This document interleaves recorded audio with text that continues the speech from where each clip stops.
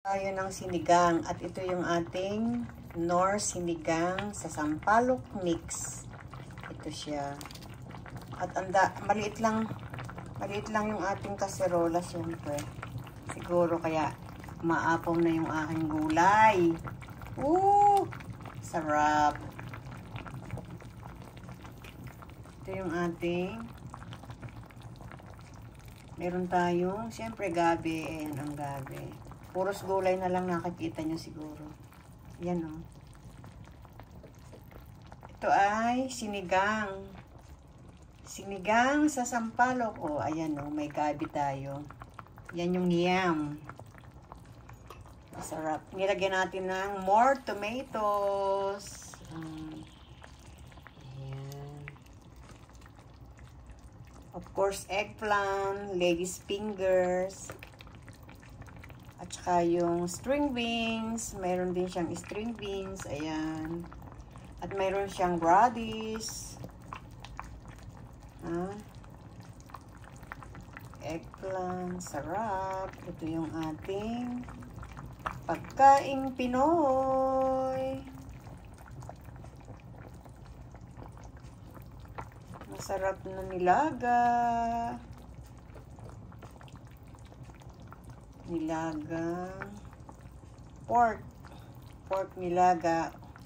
Yan ay pork ribs yung ating niluto guys. Pork ribs, ayan. Super yummy ng sabaw. At syempre hindi mawawala ang ating pork Knorr na sinigang sa sampalok.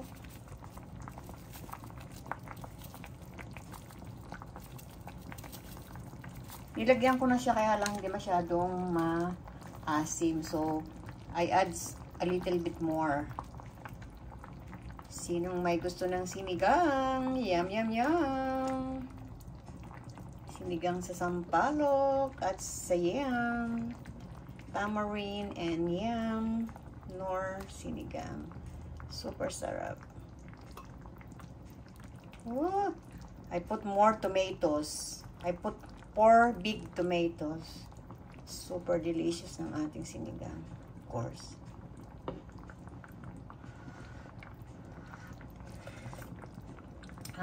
Sarap. Super sarap.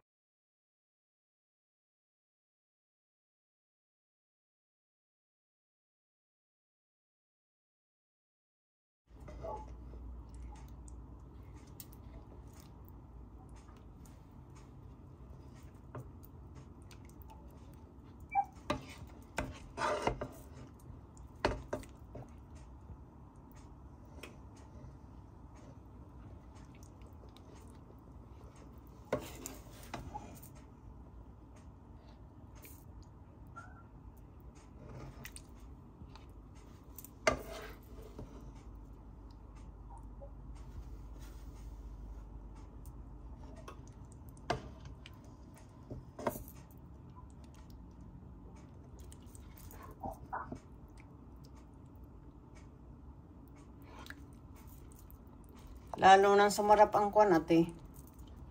Ang sinigang ko. Daming gulay eh. Maraming gulay. Talong, okra, sitaw. Lalo na yung yam, gabi.